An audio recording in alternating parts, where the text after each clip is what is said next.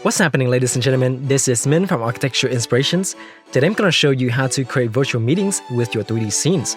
Let's get started.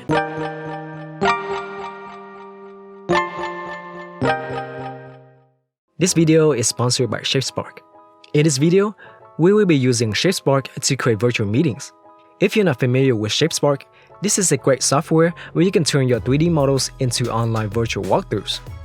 If you want to learn how to do that step by step, then I suggest you watch this tutorial. In that video, I will show you how to import your SketchUp model into Shapespark, then render the model.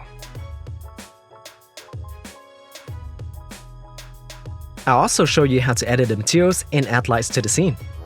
Once your scene is finished, you can upload it online and share it with your colleagues and clients.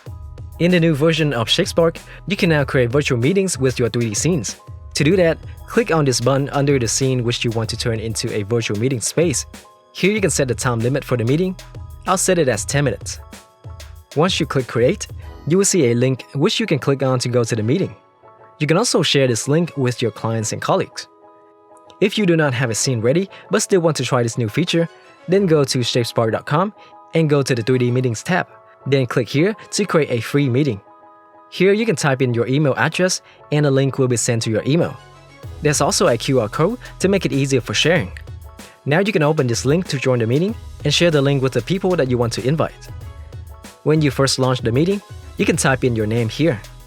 And your friend or client can do the same on their end. And here you have the option to enable the camera and the microphone so you can talk and see each other while in the meeting.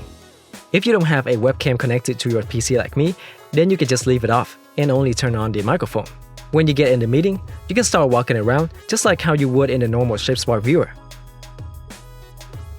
And when your colleague or client joins the meeting, you will see each other by these avatars in Shapespark in real time. Since Shapespark is web-based, it is compatible with many devices. Here my friend is using an iPad, which still works pretty well. Similar to being in the normal Shapespark viewer, both you and your client can freely move around to look at the model. When communicating, you can use this button to point out objects so other viewers can see it in real time. In the meeting, you will still have access to all of the extensions, such as changing the material. If you want to learn how to set up these features, then watch this video.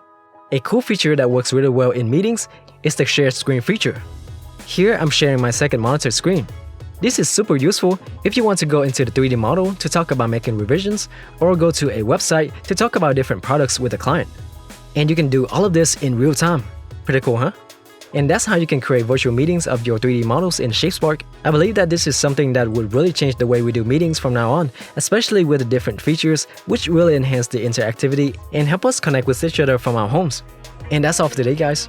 Leave a like if you enjoyed the video and comment below and let me know what you think of the new version of Shapespark. Stay inspired, guys, and I'll see you next time.